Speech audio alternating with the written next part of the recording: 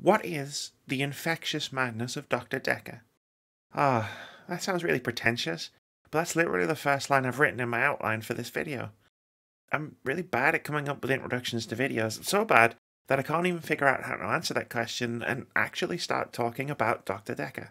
Do I describe what type of game it is, talk about how it's an amazing game, and wait, I did this joke already in my Bloodborne video, didn't I? Shit.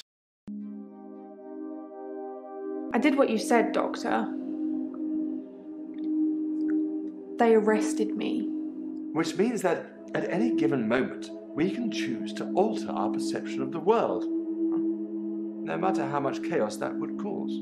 I thought you were supposed to fix me. I'm telling you, it's eating people. And you're just laughing. You're insane, Doctor. Listen to me! You're not listening! It's your only bloody job!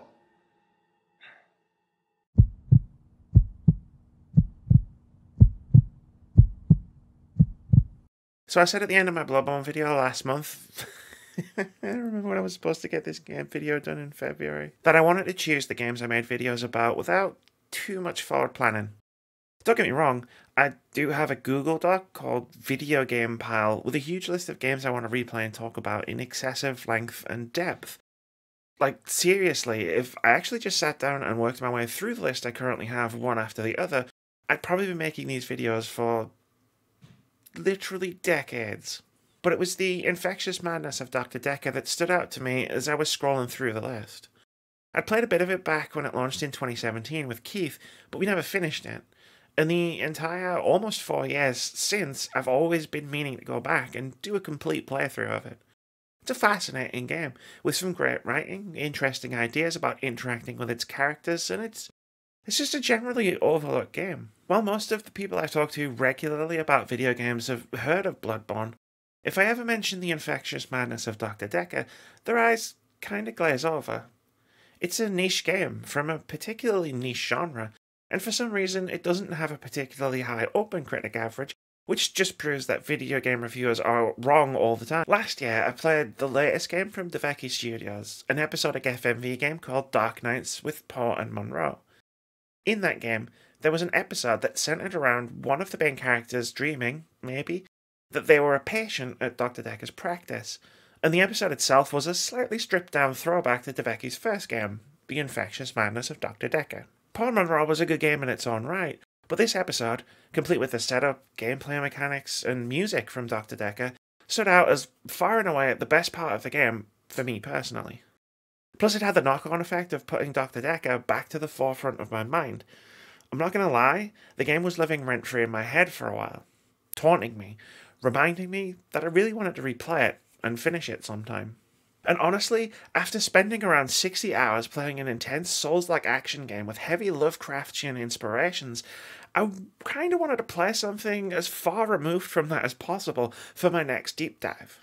And an interactive FMV murder mystery seemed as far away as I could get. Him, God, the great old one, the elder god, Cthulhu, however you address him. Oh, well, almost as far away as I could get, I guess.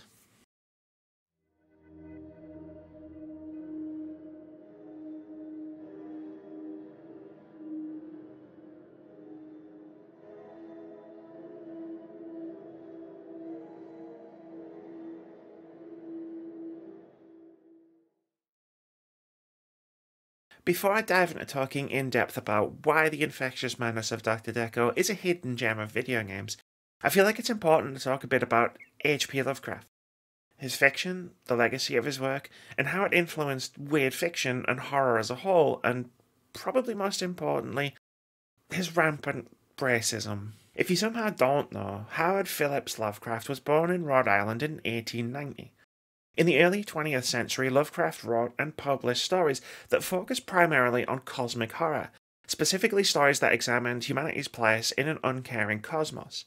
Some of his most well-known stories include The Call of Cthulhu, The Shadow over Innsmouth, At the Mountains of Madness, and others, which form the basis of the Cthulhu mythos, which you might be familiar with if you're a fan of the horror genre or video games in general.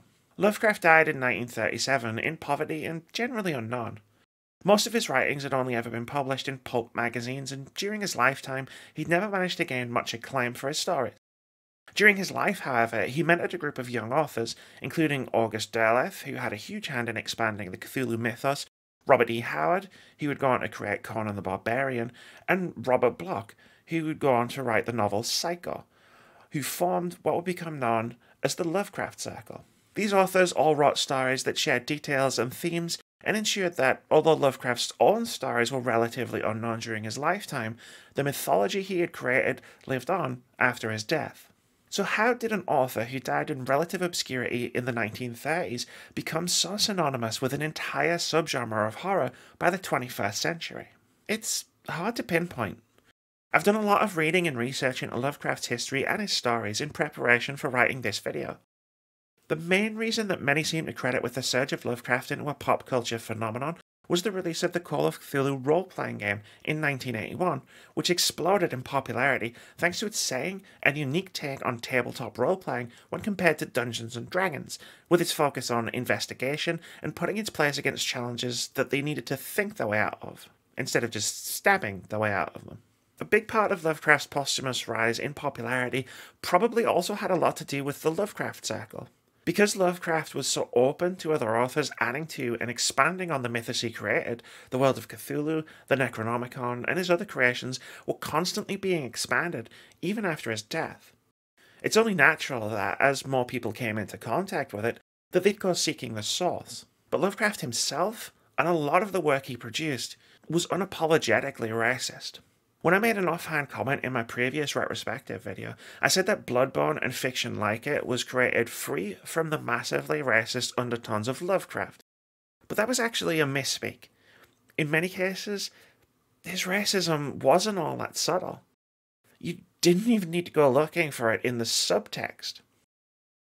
In Shadows over Innsmouth, a man stumbles across a village where the people are breeding with deep-worn fishmen from the South Sea, whose ultimate message speaks to, as Lovecraft saw it, the dangers of a superior race intermingling with lesser ones. In the horror at Red Hook, one of the most racist things I've ever read, FYI, Lovecraft describes Aryan civilization as being the only thing that stands against the primitive, half-ape savagery of lesser races.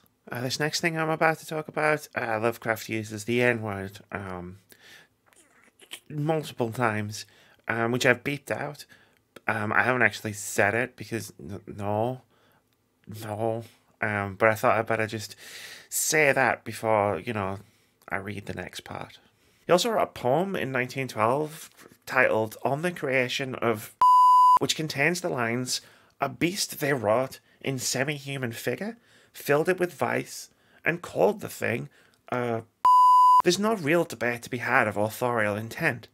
While this has been argued to death among fans of Lovecraft's stories, his racism was not due to the time he lived in. For starters, hand-waving someone's bigotry simply because they were born in a specific time implies that literally every single person alive during the early 20th century, in this example, was racist. And secondly, as noted by science fiction author Jason Sanford on an essay of the topic, quote, even his contemporaries were disturbed by his racism and attempted to point it out to no avail, end quote. It's also impossible to have a discussion about the themes and tropes that Lovecraft used in his stories without confronting the fact that many of them were born from his racism. It's literally in the text of the stories.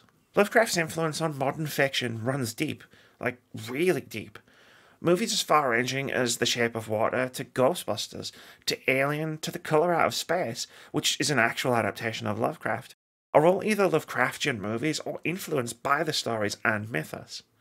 There are too many creators who credit Lovecraft as an inspiration for their work to list exhaustively here, from Stephen King to Mike Mignola, Neil Gaiman, John Carpenter, William S. Burroughs, Caitlin O'Keefe, and Junji Ito. The list really does go on. And it's the same in video games. You can't really move without tripping over a handful of games inspired by Lovecraft in some way or another. Control, Sunless Sea and Sunless Skies, Darkest Dungeon, Bloodborne, Moons of Madness, Eternal Darkness, an actual Call of Cthulhu game that I've probably had footage of playing in the background of a lot of this segment of the video. Again, the list literally goes on and on. My point in bringing all of this up here isn't to try and shame anyone for liking or enjoying Lovecraft stories or the Lovecraftian subgenre. or to try and argue that you shouldn't like any of it. That would be really absurd. I mean, I'm sitting here writing a video essay about a game I really enjoy that openly references Cthulhu and borrows many Lovecraftian themes. Some of the games I've just listed are ones I'd consider amongst my favourites of the past decade, or even favourites of all time. It's fine to enjoy work inspired by the cosmic horror of Lovecraft. Not only is the lore and mythos incredibly rich and densely packed, ripe for telling all kinds of different stories about the human condition, even ones that aren't inherently racist it turns out, there are a great many works out there that subvert or even confront the racism of the stories themselves. The Ballad of Black Tom and Lovecraft Country are two excellent examples of the latter. Look them up if you're interested, they're fantastic. After making the throwaway reference to Lovecraft's racism in the Bloodborne retrospective, and then deciding to make a video about the infectious madness of Dr. Dekker, I thought it was best to write this, to confront the inherent racism of Lovecraft in his works. Those tropes and themes are there in the original texts and you can't remove them, much like the racist and anti-Semitic tropes in Harry Potter. But we can confront them, even as we discuss the video games and movies and comics and books that have sprung up from the mythos Lovecraft created, and acknowledge their existence. I want to close this part of the video out with a quote from a Vox essay I found during my research. Perhaps that means the universality of Lovecraft's themes can also serve as the fundamental appeal that allows modern horror writers to subvert and ultimately transform his tropes into smart, aware commentaries of the very kind of racism he evinced. And that's perhaps the biggest Lovecraftian twist of all, the unknown cosmic terror transformed into something as familiar and tawdry as everyday racism, and then vanquished with the light of understanding in favour of newer, better stories. So that was a pretty heavy way to start a video game retrospective. I made an offhand comment during the Bloodborne retrospective about how much I enjoyed Lovecraftian-inspired fiction free from the racism, without knowing at the time that I'd be following that up with another retrospective about another Lovecraftian-inspired game. In truth, I probably should have expanded on that comment in the last video, but I'd spent the opening 15 minutes talking about Lords of the Fallen, Neo, and the legacy, marketing, and discourse of the Dark Souls games. Maybe I should just start my next retrospective by talking specifically about the game I'm covering? A lot of the infectious madness of Dr. Dekker's themes and lore are inspired by Lovecraft. His work is even directly mentioned or referenced in conversations with characters. Cthulhu. There's no real getting around it, just as there's no real getting around Lovecraft's hardcore racism. I mean, I made the comment that Lovecraft's racism was undertones, but, well, a lot of the time, it wasn't. It was blatant, jumping out of the page and smacking you in the face as you read what you thought was going to be a cosmic horror story, only it turns out to be horrific for an entirely different reason. I didn't really want to skirt around it twice in a row, especially with how much of this game is inspired by Lovecraft and the weird fiction genre that he helped popularise. Let me be totally clear, though. Dekker Studios did a really great job of adapting the ideas and themes into their game. Like the Vox essay quoted earlier in the chapter said, the racism has been vanquished in favour of newer and better stories, and the infectious madness of Dr. Dekker is certainly one of those.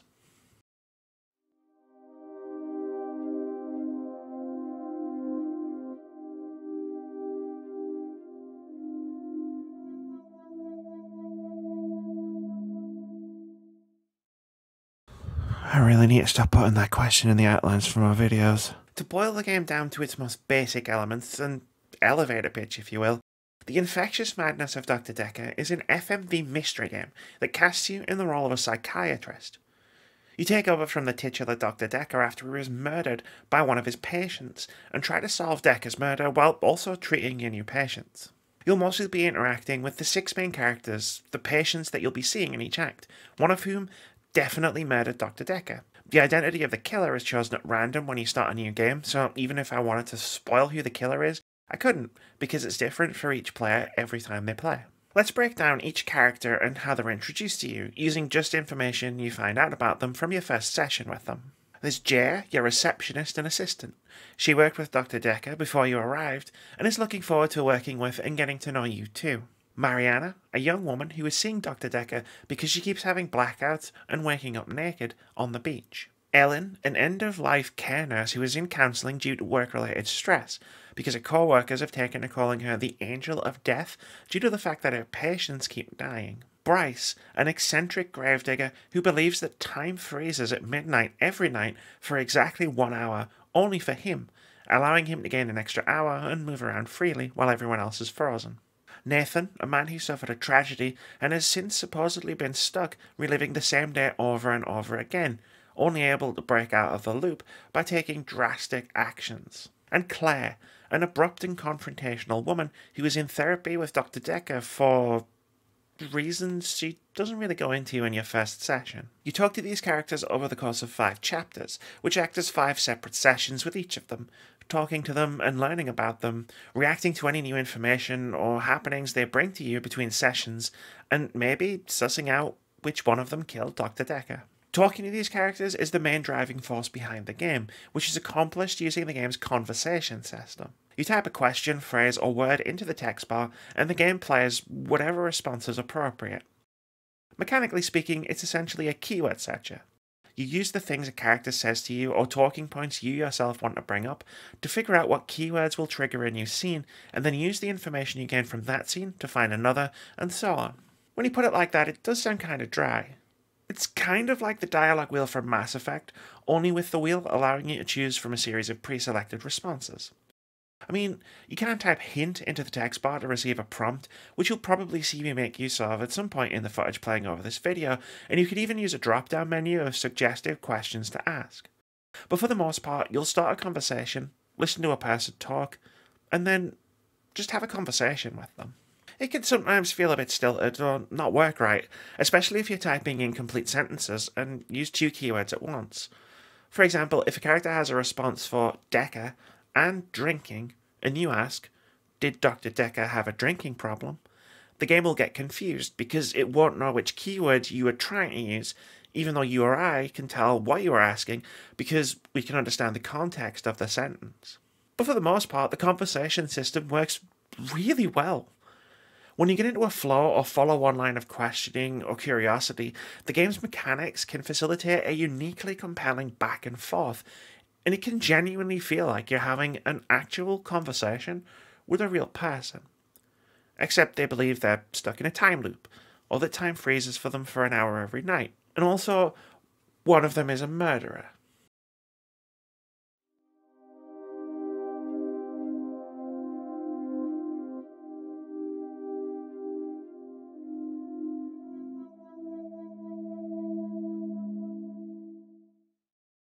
The Infectious Madness of Dr. Dekker isn't an RPG. It's an FMV game, it's a mystery game, it's a psychological game, but it's definitely not an RPG.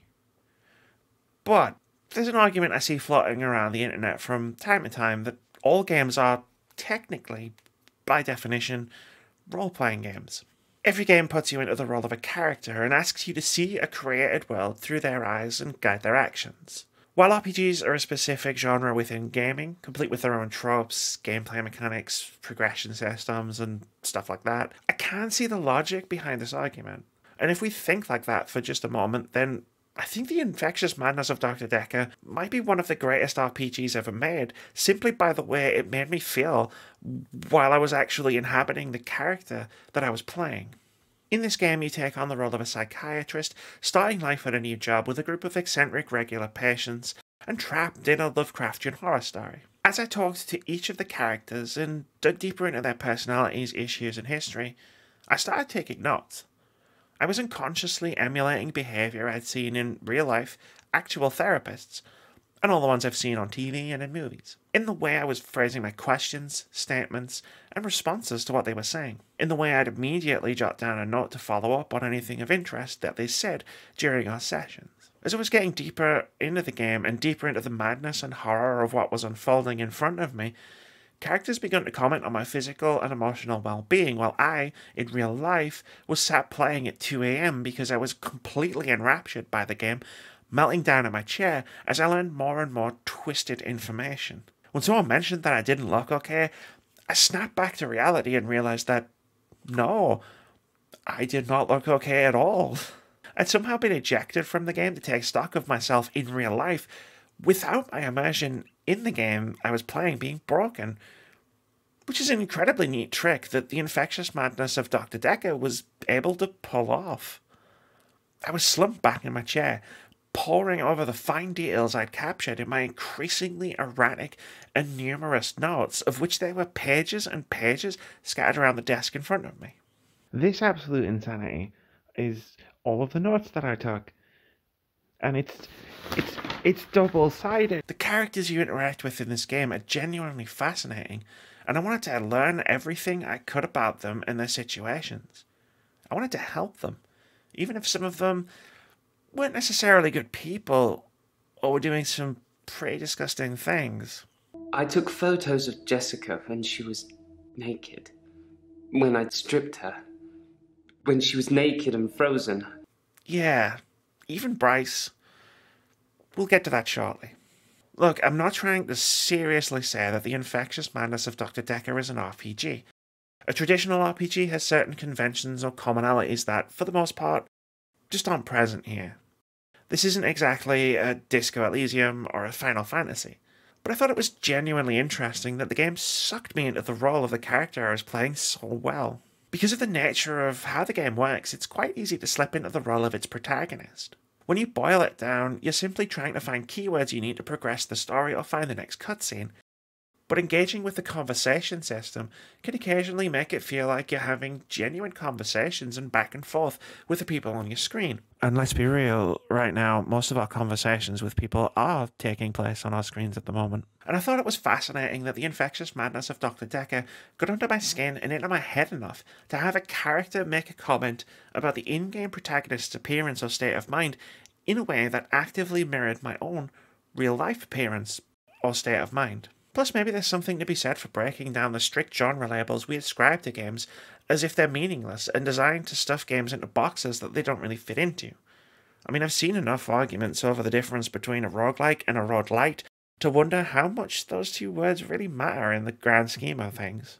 The Infectious Madness of Dr. Dekker is not a role-playing game, but playing it certainly made me feel like I was taking on the role of the game's main protagonist in a really fundamental way that not all that many games actually manage to achieve. Just a heads up, this is your point of no return for the heavier spoilers in the game. I'm about to spend the next 2 chapters diving pretty heavily into the characters and their storylines, so if you haven't played the game and think you might after watching the video so far, you probably want to stop watching before the start of the next chapter. Which is right now.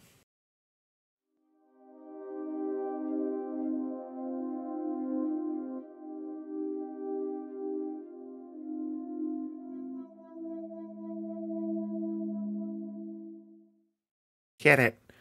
It's a pun. Because patience sounds like patience. Let's circle back around to Bryce for a moment. When you meet Bryce and get to know him during your first session, you learn a few interesting tidbits about him. He's a gravedigger over at a local church, and you can discuss a growing trend for people to choose to be cremated rather than buried, which he's fine with because it means less work for him. He also tells you that he really doesn't like Dr. Dekker all that much for some reason. Oh yeah, and time freezes for him at midnight every night, which he calls his midnight hour. At midnight each day, time as you know it freezes. In my world, it just slows down to almost a stop. But I don't. I'm free to wander around and do as I please. An hour later, normal reality continues. It's my very own midnight hour. As the game progresses and you talk to Bryce about his life and his alleged ability, you cover off a lot of different topics, ruminating on how he got this power and the kinds of things you could theoretically do if time froze for everyone but you for a whole hour.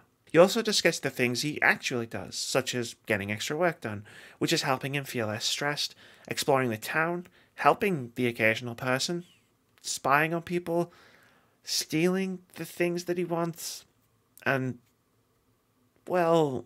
I took photos of Jessica when she was naked, when I'd stripped her, when she was naked and frozen. What's fascinating about Bryce is that at no point did it ever feel like he was irredeemable. And considering he used his midnight hour to take nude pictures of a woman without her consent, an absolutely vile and horrific thing to do, that's quite an achievement in both writing and in the adorable and sympathetic energy actor Millen Thomas brought to the role. I mean, you can absolutely encourage Bryce to be a complete shit if you want to. The option exists for you to inspire all of your patients in their worst impulses and desires. But as you chip away at Bryce, you learn why he does the things he does, which is a mixture of him not really being necessarily wholly in touch with reality, which makes sense given his ability, Dr. Dekker taking advantage of the patients he was supposed to be helping by being a manipulative piece of shit, and his genuine mental health problems that probably drove him to seek counselling in the first place. Over the course of 5 sessions, and however much in-game time those sessions were spread over, you can convince Bryce that some of the things he's doing with his midnight hour are wrong. It's not actually all that difficult to do so, because Bryce mostly already knows these things are wrong and he shouldn't be doing them. But thanks to a combination of impulse control issues, a lack of social awareness, and, again, the heinous manipulations of Dr. Dekker before his death, he's lost and confused. He's regretful, even as he talks about doing these things, and you just need some positive guidance. I took photos of Jessica when she was naked. When I'd stripped her. When she was naked and frozen. I didn't want to have to do it again, to strip her again. So I took pictures to remind myself what she looked like. That's wrong, isn't it, Doctor?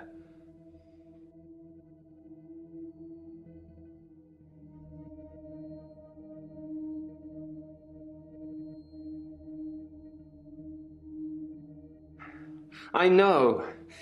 It's that bloody Dr. Dekker. He made me this way. It's all his fault.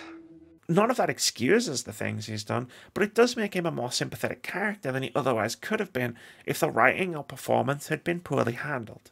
This is the case with all of the characters. You meet them and engage with them on a surface level during your first day, before getting drawn deeper and deeper into their stories and personalities as the sessions tick by. There's a great deal of depth to each of the main characters hidden just beyond the first act, and the game becomes increasingly more and more compelling the further into it you go.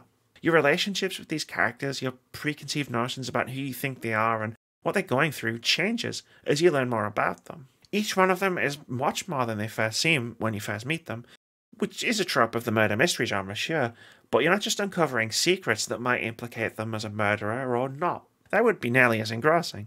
In the first act, you get the broad strokes of who these people are. Bryce is naive and single-minded. Nathan is aloof and sarcastic. Ellen is relentlessly and suspiciously cheerful. Claire is almost antagonistic, and Mariana, well... I can be pretty persuasive when I want to be.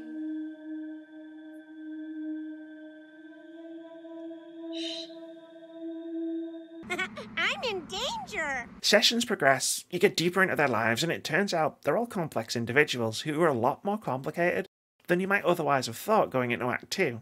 Kind of like real, actual people. And I know you might be thinking, yeah, no duh, but a lot of games don't manage to write deep, interesting, and complex characters, so it's always praiseworthy when one actually manages it, especially a game that is 100% about interacting with its characters. This is a credit to the writing, of course, but also the acting. The performances are great across the board. Each of the performers really do a grand job. A grand job? What, am I from Yorkshire? Each of the actors does a fantastic job inhabiting their characters and really bringing them to life on the screen. The performances are just off kilter enough to work in the context of the story and setting.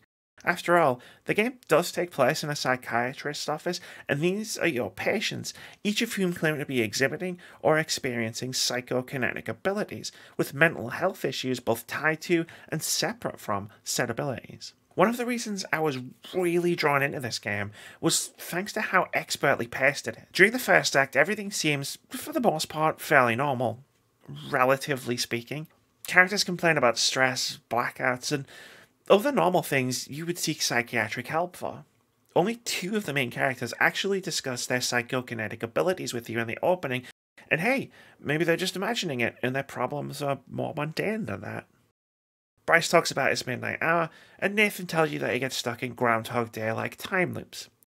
Things feel a bit off, but that's probably just because your predecessor was murdered and one of the people you just met during Act 1 definitely did it. And then Act 1 ends, and you get stuck in one of Nathan's time loops with him. So maybe there's more to this. It's a thing. Some professor believes we could be living inside a computer simulation, and someone is controlling us. And there are millions of these sims. And someone, somewhere behind a keyboard is just causing havoc. I'm starting to think you have that keyboard, Doctor. Wait, don't answer that. I don't want to know. Ooh. The timing of this is genius. As you transition between acts, you're hit with seemingly irrefutable proof that at least one of your patients might actually have some kind of supernatural ability. Or in Nathan's case, supernatural affliction might be a better description. Then, during the next set of sessions with these people, you start getting hit with all sorts of different supernatural occurrences. Everything starts getting all kinds of creepy and weird pretty fast. Ellen drops the bombshell on you that she can shapeshift. If you notice that Bryce is distracted, he'll make mention of a girl he can see standing behind you. Claire will talk about hanging out with her dead husband, and it's great. Once you're in Act 2, and you're definitely open to the possibility that all of this psychokinesis stuff might be real, the game just starts hitting you with revelation after revelation, which in turn makes you even more curious to find out just what the heck is even going on with these people. Sorry to cut in, Doctor. I've just had a phone call from a solicitor. Ben's trying to sue us for nervous shock. Sorry, this jump scare happened in the game and it very literally nearly killed me. So I wanted to use it exactly the same way it was used on me in this video. Sorry, not sorry. Plus this is a good segue into talking about Jay. I didn't mention her earlier in the chapter because she actually performs a vastly different role in the story than your other patients. For one thing, she's the absolute best. I love video games. I just wish they'd make ones with stronger female protagonists. Sorry, I'd settle for any female protagonists. She could also definitely still be the murderer, but she doesn't start the game as one of your patients. She's your assistant, and her sessions with you are for grief counselling as opposed to having any sort of psychokinetic abilities that she's struggling with, because she was also Dekker's assistant and worked closely with him for a long time before his death. What this means is your sessions with Jay are markedly different than your sessions with the other patients. You do talk about grief, both her grief and grief in general, and discuss her thoughts and feelings in what are probably the most quote-unquote normal counselling sessions in the game. You also spend a lot of time talking about the murder case, your suspicions, the other patients, what it was like working for Dr. Dekker, and sometimes you can just generally shoot the shit with her. Jay is always trying to help you, as opposed to being someone who comes to you looking for help.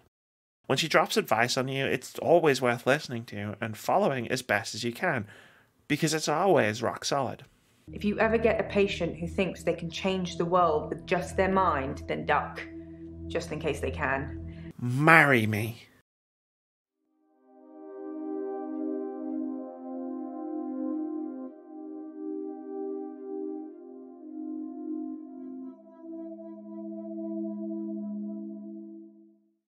One of the central themes of Lovecraft that Dr. Dekker uses is this idea that we perceive the world in a certain way, one that makes sense to us. Well, I think that theory is being tested in 2021. But that just beyond our peripheral vision is the way the world truly is, a way that doesn't make sense.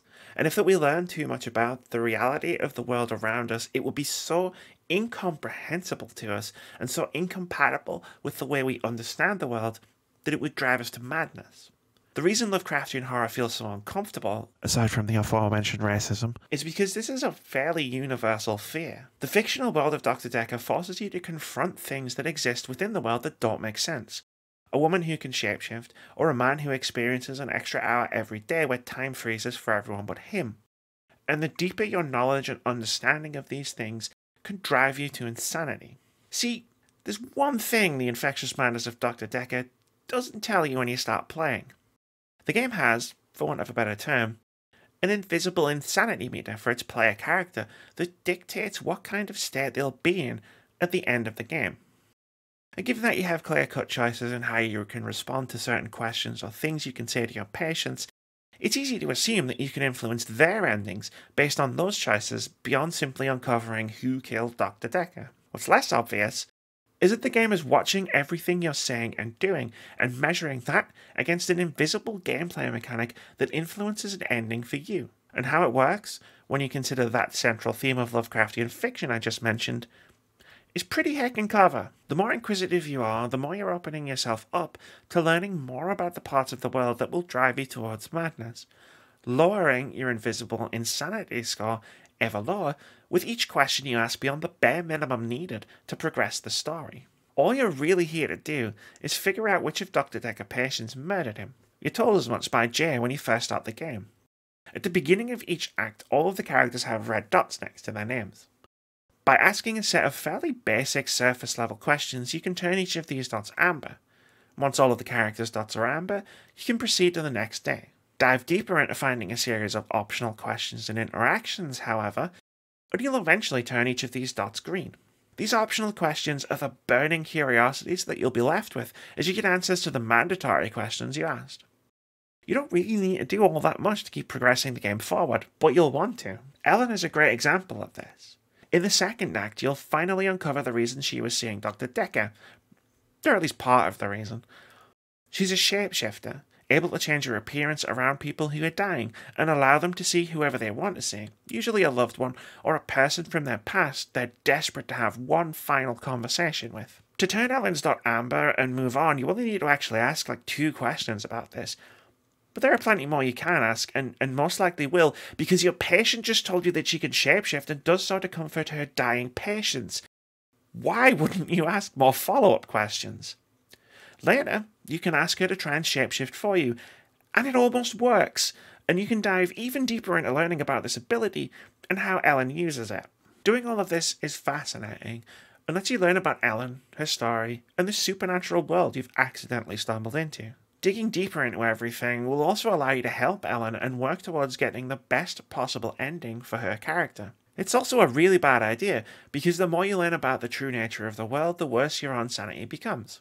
It's a genius inversion of how games like this usually work. The way to get the best possible ending is usually to find all the secrets and clues and solve all of the problems, in this case turning all the characters green in every act. But in Dr. Dekker, the deeper you dive into the backstory and lore, the worse the outcome will be for your character. Whether or not you believe the patients under your care have psychokinetic abilities, or whether you decide to indulge them or not, each of them is destroying themselves in some way by using them, or thinking they're using them.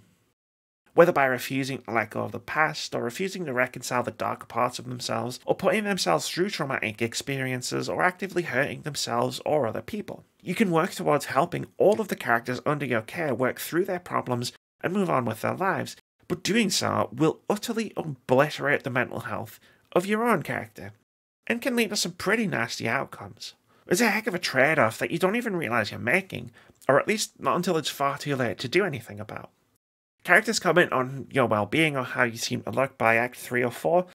Jay specifically mentioned some stuff in Act 5. Even as someone who knows a fair amount about Lovecraft's themes of madness, it didn't dawn on me that I was self-destructing my character until it was far too late. Because I was so drawn in by these compellingly written and acted characters that I needed to know more despite any alarm bells that might have been ringing inside my own head. You came here for a pretty specific reason, and it's kind of your fault that you got sucked into a world of mad Cthulhu priestesses and reanimated husbands, to the point that it has consumed you and destroyed you. In the ending I eventually got, I managed to help all of my patients towards their good endings, mostly. Claire and I never really saw eye to eye. Doctor, did I tell you about that time that I used the power of my mind to bring my husband back to life?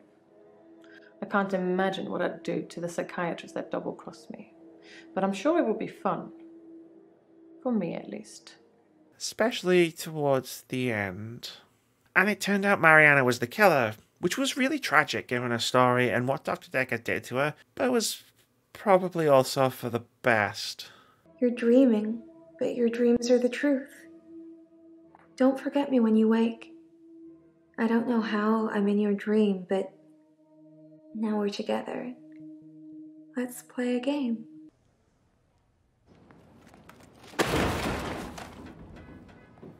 Of course, my character completely and totally lost her marbles in the process. Even though we're deep in the weeds of spoiler territory, I won't actually describe it here. It's not like revealing the identity of the killer in my playthrough could even be considered much of a spoiler, since they're chosen at random when you start a new playthrough. But needless to say, things did not end well for my protagonist. I guess I'll just chalk it up to noble self-sacrifice.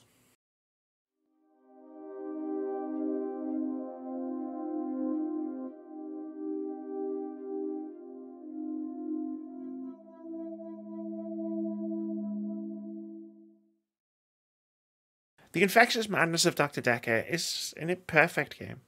which is probably a redundant thing to say since no game has ever been or will ever be perfect, but it's an incredibly fascinating game, one with excellent writing and some really strong off-kilter performances that elevates the entire experience. It does a really great job of drawing you into its world and slowly peeling back its layers with just the right amount of pacing to keep you enticed and desperate to glean the next piece of information. It's also a really great piece of Lovecraftian fiction that manages to get under your skin, scaring you not with cheap jump scares, but with a slow-burning psychological horror. Doctor! Oh, sorry. Damn it, Jay, you're trying to kill me. What the fuck?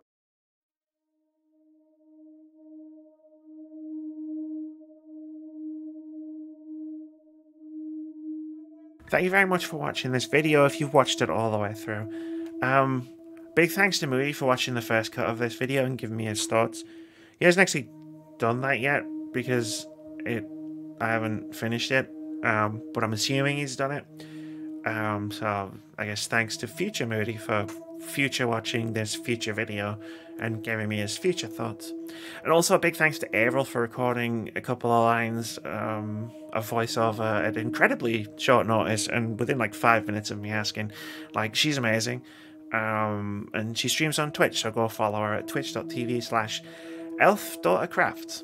So I had this new idea to keep a running ranking list of games that I make retrospective of, which I definitely didn't steal from H-Bomber Guy's Fallout New Vegas video, and you can tell because I keep mine in this Google Doc and he keeps his in a spreadsheet, so they're completely different ideas and I didn't steal it and he can't sue me. So this list is going to expand with every retrospective video that I make. As you can see, I've made the list based on all of the games I've done retrospective videos for, and like, I don't know, it's none of the games on this list are bad, except maybe Resident Evil 3 from 2020.